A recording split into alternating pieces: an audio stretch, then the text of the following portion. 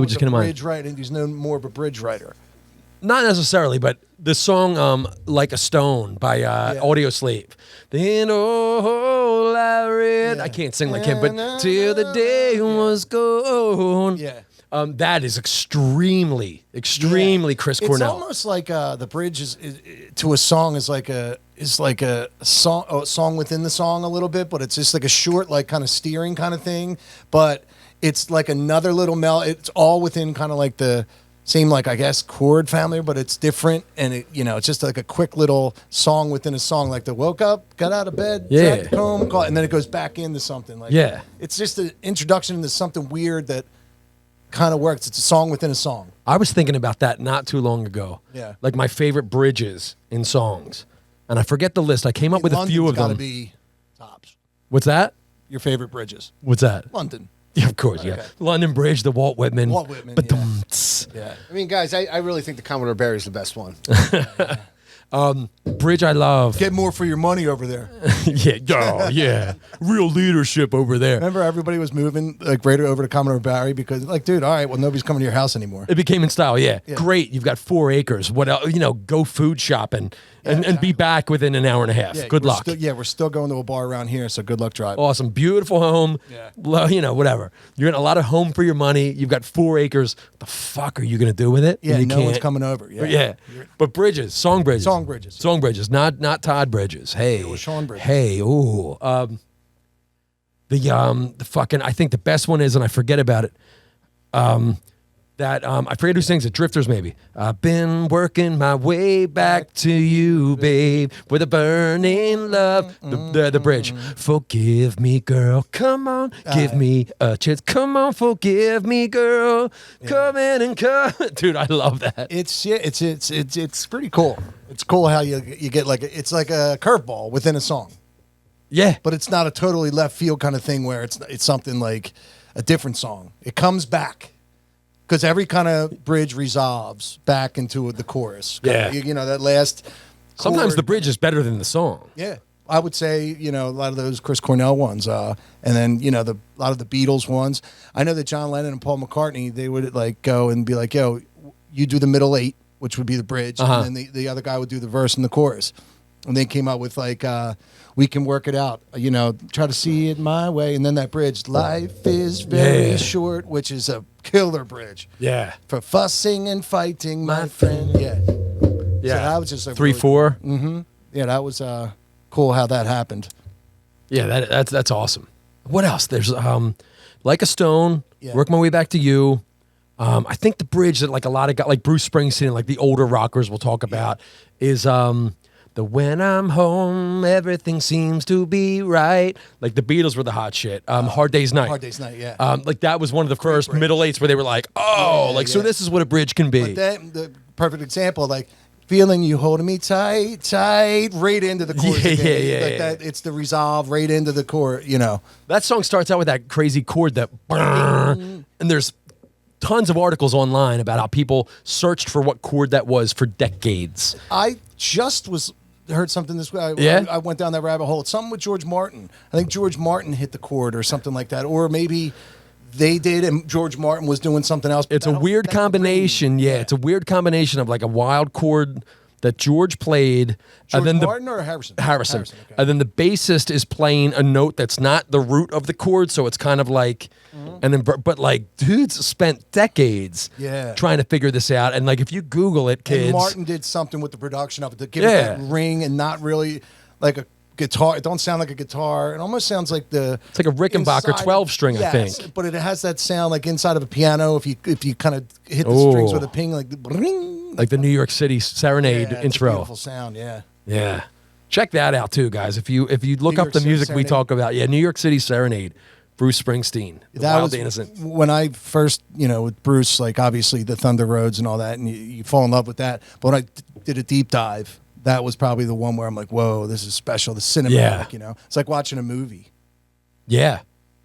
And he did such a good job in that era of painting a picture of like a Spanish, Latin romance, like nighttime in the summer, the city, like whatever like New York was to him, that's how I kind of picture it to this day. I mean, because I know everything there is to know about hot, sticky summer Latin romance. Yeah. And I can attest that it's really accurate, his depiction of it.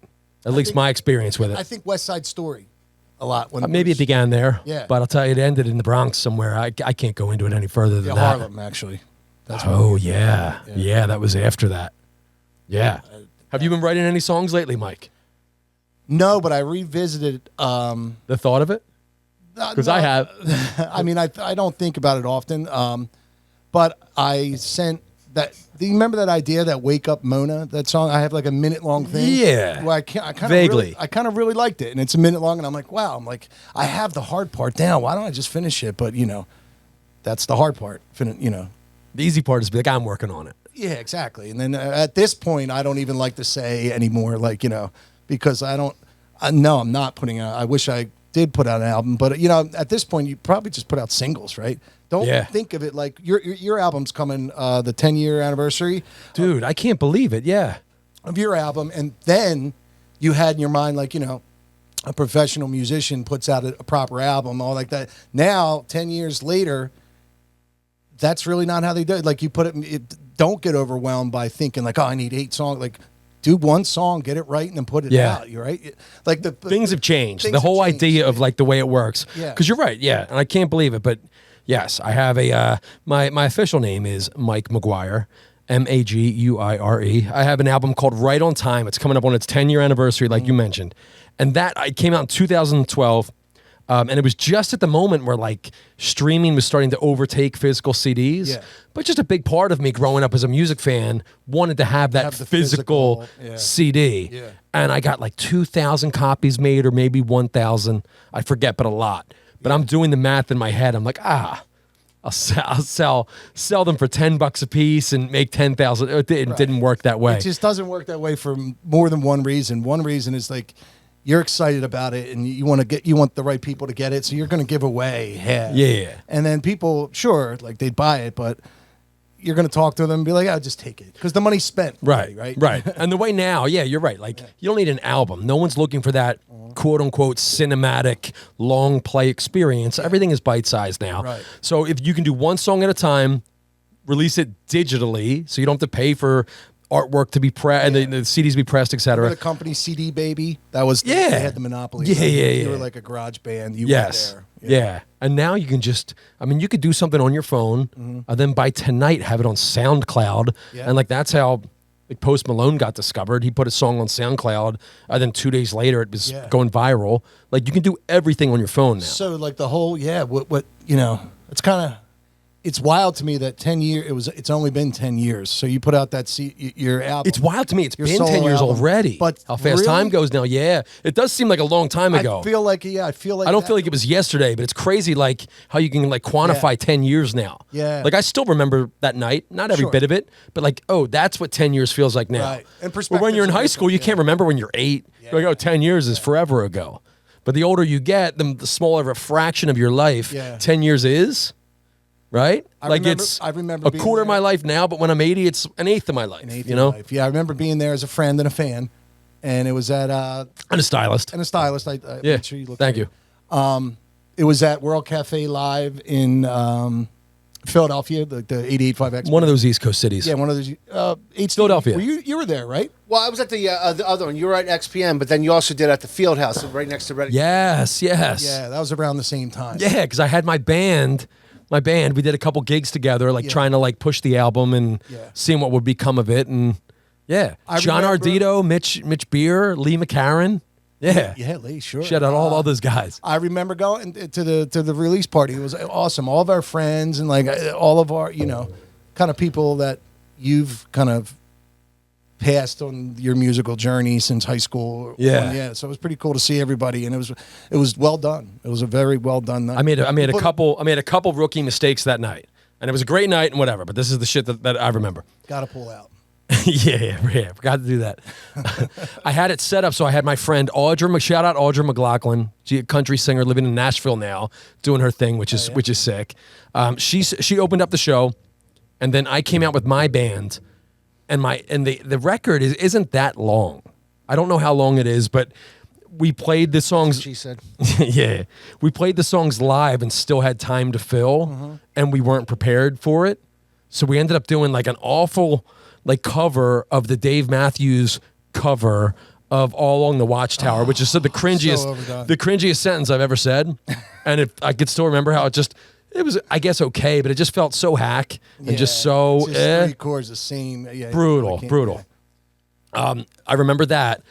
But I also had another band, the Reverend TJ band. Shout out TJ McGlinchey and those guys. I was such a fan of theirs at the time that my idea of the night was Audra would open, and instead of everything leading up to like me and my band, I would play second, and then I'd get to hang out with my friends and watch the Reverend TJ band. And I remember we got done, and they took the stage, and they unbelievable musicians. Even 10 years ago, they were way ahead of their time. They were playing, they opened up with Maggot Brain by Funkadelic. And I'm going, and I feel like I was really the only one that was getting it. And my crowd started to filter out to head back to Delco. And that's why, you put yourself at the end and you spotlight other bands, so they have to stick around. You kind of went into it like thinking like as in like it would be a party and everybody would want to hang out in the atmosphere and I could, just chill and mingle. And you learned a valuable lesson that people were there for you and not really music. Yes. And it was just a rookie mistake. And I remember it was so funny. Again, shout out Reverend TJ. So I remember as people, hold on. Calm your boy, Mike. HT. Sorry, HT. I love you, pal. I remember it's so funny as my people were leaving. Yeah. TJ and the band are up on stage. He's going, what are you Delco guys going back to Casey's? Like he was trying to it was funny. He was like throwing mild insults, but sorry, TJ. I didn't do that correctly. I definitely didn't mean to set you guys up. Love you, pal. Fuck them. You know what, pal? Yeah, you should understand by now. What are you saying, HT? My favorite memory of you and Audra though was at Tom and Jerry's, and you guys played "Gimme Shelter." That was with Next Wednesday. That was absolutely spectacular. Did she do like the squeal, like the did. crack? Yeah, it was. I have a recording of that. It's so good. I do. Yeah, I want to hear that. I love the story behind that. That they got the girl out of bed in the middle of the night with her roller still in. Yeah. Oh shit! I don't know that. That's the best thing about it. It's like today that would never happen because she's pregnant too. That crack in her voice. Yeah, they would be like, they would have cut that out. But that crack and the fucking hook being rape murder doesn't fly. Yeah. These days anyway either. Right. But that song, that's probably my favorite Stone song anyway. That was with my band Next Wednesday. Next Wednesday is back rehearsing, by the way, guys. What day did you play? We didn't play at gigs, but we've done 2 practices now on Thursday nights. Yeah, I was hoping. Shout out Next Wednesday. Next Wednesday, Next Wednesday is the future. Next Wednesday is the name of the band. Yeah. And the slogan is Next Wednesday is the future. It quite literally is. Yeah, it works on many levels. That's what makes it real satisfying. Yeah, but man. shout out to Next Wednesday, boys. All right, so let me let's go to the elephant in the room. Why weren't we around for 2 weeks? Huh? And it's me. So just that's a story. That's a story we're gonna stick with. They're gonna try to cover it, but it's very simple. I did continuing ed for my real job. This is a great job that we have. All right, but good enough. Yeah. So continuing ed. Sweet. Heavily regulated thing. Unlike FTX. And Santa, and Santa Claus is coming up. You're getting ready for Santa that. Claus is doing well. Good. All right. Well, we wish you a very good month and a very Merry Christmas. And what's it? It's Delco Santa Tommy Claus. Yeah, Delco Santa Tommy Claus on Facebook or DelcoSanta.com. Yeah. Book your stuff right there. And then awesome. Extremely competitive rates. Yes. To have a very gentle and very self-aware. A friend of mine actually, and more importantly, a friend of Mike's. And a friend, he's a friend of mine. But a friend of mine reached out because she wrote something about a Santa Claus, and then somebody said, "Yeah, this Delco Santa." She goes, $70 for 2 minutes. I'm like, you read that wrong. I'm like, it's not $70 for 2 minutes. I'm like, it's $70 for like a half hour. Yeah, so it's $75 for a half hour. I'm like, you really think he would come for? It was my friend who was actually in the first episode of The Race, actually. Oh. So she reached out and I said, I had to assure We're such her. A negative locale. Everyone's like, yeah, it's way too much. I had to assure her. I'm like, it's not 2 minutes. That's not. No. So if you go to the mall right now, even if you book the time, you're still going to wait 15, 20 minutes. Right. No. I didn't want to get in that. That's no. You have great rates and all that, but it was just funny that we kind of people don't read. I get it, man. It's okay. But Shout out Brian Morris, by the way, too. His 6-month-old. We Chef Brian Morris, by chance. Shout out Chef Brian Morris. There's no more Cedar Craft. Yeah, it's done and over with. Hey, guess what? I went on a date last week. Did you really, Yeah, Mike? I went on a date, dude. Hung out twice so far. Yeah. Really? Yeah. Saxers in Springfield, but like, I was kind of going, I like Saxers. Yeah, it was a good spot. Went there. Shout out Mark Loro and Seamus Mark was and Ryan not there, and the but- team at Saxers and Diane. Yeah, Diane's cool. Diane's great. Speaking of Cedar Craft, she was, but yeah, Yes. it's cool, man. I'm back in the game. That's awesome. Mike, how's it going? It's going good. Yeah, talking. This wasn't the person from before, like you were talking to, that you wanted to meet at Saxers? No, that was the crazy one from Bumble.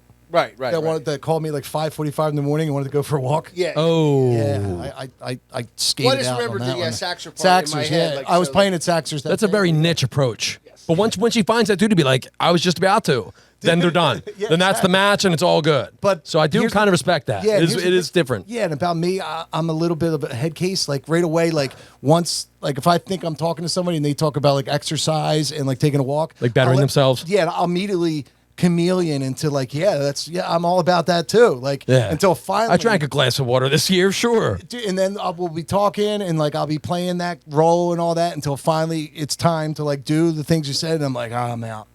Like, and then I'll come, I'll say like I had a gig. I forget what my excuse was for. But our skydiving appointment that you said you loved was 7 a.m. Where are you playing at 7 a.m.? It'll be that bizarre. I will go that far to be like, we'll have tickets for skydiving, and like I'll even send cute texts at like 2 or 3 in the morning. I'm looking forward to this, but you know what? I'm looking forward to being with you instead, even more. Yeah. Like I'll go that far, and then when the time comes 7 a.m., I'll be like, listen, I don't know if this is working out. Yeah. Hey, look, let me take a picture of this plate of my dinner. Check out my food tonight. Dude, your bird is right past the plate. And stop talking about skydiving. I got Imperial this week. Yeah. Pizza, cheap pizza around us, but Weekend or weeknight? Good pizza. it was weekend. I Nice. actually went to Tavola to see this person, and then I must have blacked out. And I What did your driver have to say my about driver, I didn't remember the driver, but I did wake up with a pizza and a spilled Pepsi on my table. So that? Full flavor or diet? full flavor. That's a real man I right know, there, folks. because when I usually am a diet guy, but if I'm feeling good, like maybe I felt sexy that night, I'll get a Pepsi or Coke. So Here's like, here's a good here's something I was thinking about not too long ago. Have you ever seen a skinny person drinking a Diet Coke? I don't know that I have. I feel like I've realized the last several people I've seen drinking a Coke full, a Coke Might heavy, be skinny. are skinny. Really? The people drinking Diet Coke, Everybody who aren't. drinks diet soda, is heavier. You're not fooling anybody. I mean, some people, but like it's not like that's like the water. Right. Well, you figure if you're skinny, you're drinking water, or you're drinking, something else. But yeah, Diet Coke, that's definitely a crowd. Like I'll get McDonald's and spend $17, but get a Diet Coke. Yeah. Like, I mean, if I'm going to crush an Imperial well done with sausage, just give me the Pepsi, man. Like, yeah. just go all in at I that mean, point. like, Yeah. Sometimes a full flavor is too sweet though. Oh, Sometimes. I agree. I agree on that. Like, Well, I don't drink that they're much an old soda school anyways. Pepsi, or they're an old school pizza place that has like the black licorice soda and stuff like that. They, have They that also kind of have stuff. the black cherry soda too. Yeah, so that stuff's very syrupy. But sometimes I'll get the diet soda and then get something totally bad, so it doesn't make sense. So now I just kind of go for the whole thing. If I'm going to eat something, give me a Coca-Cola Classic. You know what? Let me just wash it down with an ice cream cone. I'll leave it. I'll let it melt out a little bit on my table. Oh man, it's great. They'll just slurp. I've had some food nights where I'll just be like, "Fuck it, man," I'm out, and I'll go to like Wawa and I'll have the McDonald's and all that, but I'll get like some ice cream. And then I'll have like a pretzel and like a brownie and maybe a cookie, like everything. I had a real fuck it afternoon a couple weeks ago. I got off 95 in Fallcroft. Shout out Fallcroft, Illville, Trey Deuce. Got off 95 in Fallcroft, and as I'm passing that, like coming up past the Heinz Preserve, there's that water ice place I've never been to. There's that Sunoco right there. I needed ice cream. Needed it or needed it, and I haven't needed it in a long time, but I really wanted it. Okay, Let's just say that. yeah. Really wanted it. Yeah. You talking know. Richmond's? Huh? Richmond's ice cream? I guess there's a water ice spot. Water ice. in Fallcroft, right Fucking there? yeah. It's like the a main drag. maybe it's not a Rita's. It's off Maybe it is a 420 Richmond. or- It's on 420. Yeah, so that's Richmond. That's actually in Prospect. not Fallcroft. Oh, all right. Oh, okay. All right, Mr. Zoning Captain. Call me out in the middle of the story. Why don't you? Hey, man, 911 dispatcher. But yes, I know you hung at Stinger, Yo. but I didn't think. I didn't HT think you thought 911 you were in the world like the dispatcher. rest of them. Shout out first responders and first listeners everywhere. I went in and I just wanted ice cream. Yeah. And I got a jumbo ice cream sandwich. Delicious. Ripped through it. Like 45 minutes later, there was a voice in my head going, "That's not quite enough." It was an ice cream day. And I ran through McDonald's and did ice a cream? large chocolate shake. No meal. No meal. Really? Really. I have a. I'll do that sometimes. Yeah. I might swing through for a Diet Coke. Yeah. Really? For a drink or Just a drink? Yeah. That's yeah. wild. Yeah. I know people that have done that at Wendy's because they have the Frosty, but the McDonald's, it's not very. I mean, it's not a. Just because I want a special ice milkshake cream. doesn't feel like, it doesn't mean I want a quarter pound or two. Just going to this swing through for a Yeah. milkshake. Just this week at work, it was bacon cheeseburger day, but my work doesn't have French fries, so I went through and got Healthy. French fries at McDonald's Ooh. and brought them in for my bacon cheeseburger. It might be bacon cheeseburger day, but we're not going to feed the boys fries. We're trying to keep their hearts healthy. Exactly. So I got in my fry order. It's embarrassing, but I get a large and a small, just Why? because I need a couple more than a large. When's it going to become a large and a medium? It has, but it's not every time. I just need a few more fries than a large. Has And- it ever been two larges? No. Maybe if they're bitten, not even after Big Eagles win. No, Yeah, come no, on. no. I swear, no. I stop at the small, but I've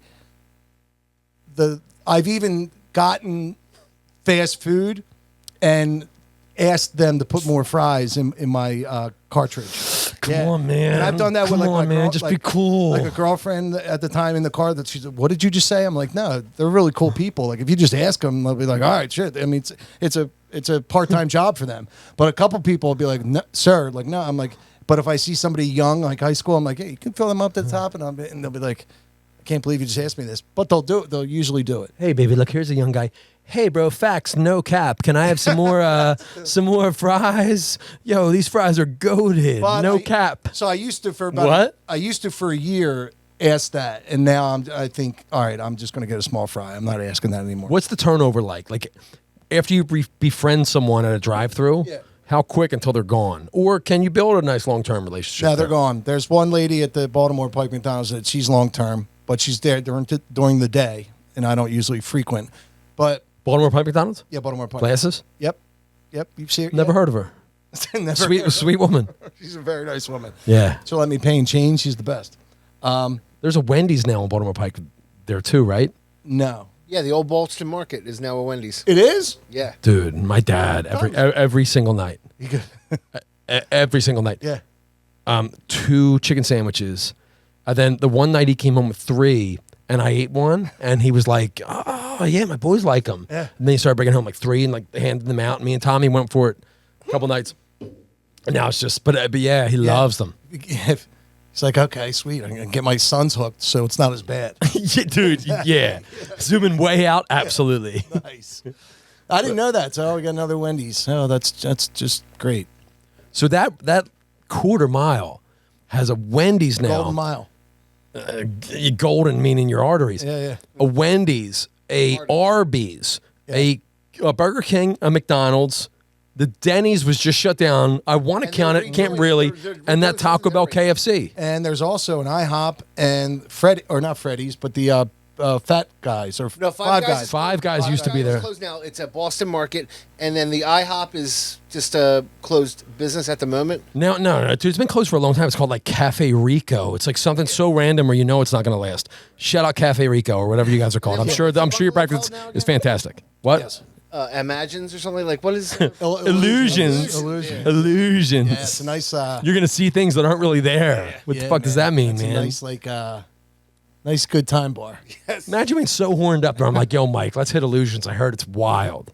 And we're just going to walk in. I'll go there tonight if you'd like. Well, guys, Let's you go to can Illusions. Higgins now and get wanded when you go through the door now. Yeah, They that's actually have security guards now. The way that place has changed over the years is something else. yeah, that's. I was searching for something else is all I can say. Yeah, it's Shout out O'Higgins. They're very jolly. It's not, it's not the same mid 90s crowd for sure. But from my short time spent in there, They're through cognac business. aficionados now. they're what? They're cognac aficionados. That's the best way to put it. well. They got said. big smiles on their faces. Yeah. That the jukebox is always going pretty nice.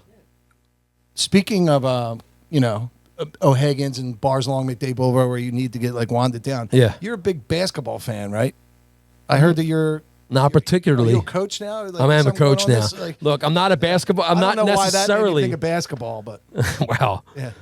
Our listeners can sure put our listeners can sure connect the dots. I bet. All right. Yeah, I'm coaching basketball in Springfield. Yep, in Delco. Boys grade 1. Coach Hef is a man of the people. I'm going to be there anyway. Yeah. My son's in first grade. I've coached T-ball now. I'm not an athletic dude. I've never been a sports guy really, but I've now coached T-ball, soccer, but this is my first official head coach. Oh, you're head. I'm head coach, yeah.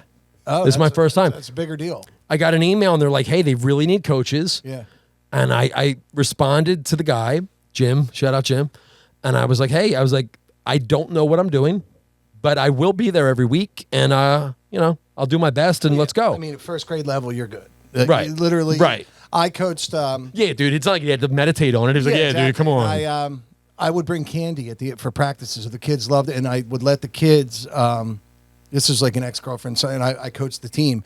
But I would let each kid introduce themselves and say what like their favorite superhero was and all that. And that week, he got a chance to pick the candy bar that we were going to have that day. So everybody loved him already. I'm like, all right, this is little Patrick's. He wants everybody to have a Butterfinger, so he passed around. Then Patrick would say what school he went to and what his favorite superhero was, and introduce himself to the team. So that's got to be a good way to remember their names. And that's my main focus. Like, how can I remember these boys' names as quick as possible? Yeah. And hopefully they don't throw a ton of kids 8 or 9 tops. Not these are first grade boys. It's going to be awesome. The hardest thing about like coaching these kids, and I've only been assistant coach from in the past, but I've been there, is when they start to like get real unruly, and you have to like tightrope walk. You want to correct them, and you want to kind of teach them, right, like, boys. hey, yeah, exactly, dude, exactly. Yeah. And their dad's 10 feet away. Yeah. And like, I have enough dad anger where I'll square up if it comes to it. But like, I want to tightrope walk where like, you want to be like, hey guys, we're here to learn. We're here to be good teammates to our team. But cans to yourselves, and you have to repeat yourself to the same kid. Yeah. I haven't had to approach parents and be like, I need a little help here, but I've come real close. Oh shit. Well, you know what? It's fine. You'll be good. So it just started the season? Yeah, no, it hasn't started yet, but we had our coaches meeting. Okay. Strong St. Joe's Collingdale representation among the Springfield. There's 6 coaches, 3 of us are St. Joe's Spartans. Well, St. Joe or Springfield is pretty much St. Joe's, where we went, Maybe. There's but from what I found, and Ridley. But honestly, from what I found is in Springfield, a lot of them are lifers. We're like, imagine if Collingdale didn't go to shit. We would still be there. Well, and like, let's say it was still nice or whatever. Yeah. And there'd be like a Springfield guy, but it'd be all of us that grew up together. Yeah. There is a lot of that, but old it's cool. Springfield, I call that, because I noticed that too. There is an old Springfield type of people that have to name names, but they're long line of O'Hara and then now Springfield because they're not, they're okay with going to that. But what's good about me in that situation is I'm not exactly sure where on the spectrum I am, but I definitely am. Yeah. But wherever I do lie on the spectrum, it doesn't bother me that I'm an outsider. Like, I'll run right in and be like, hey, I don't know you guys. What's up? Hey. Yeah, right. Hey, where'd you grow up? Collingdale. Hey, what's up? But I'm here now. Yeah. And like, I don't feel weird on some days. You should, are you going to watch YouTube clips of like drills and shit? Or do you think you just got to make sure they're all Dude, great question. in the same jersey? That's what I was thinking. Yeah. You're having running like fucking weaves. The guy running it has thought of everything. He's a younger guy.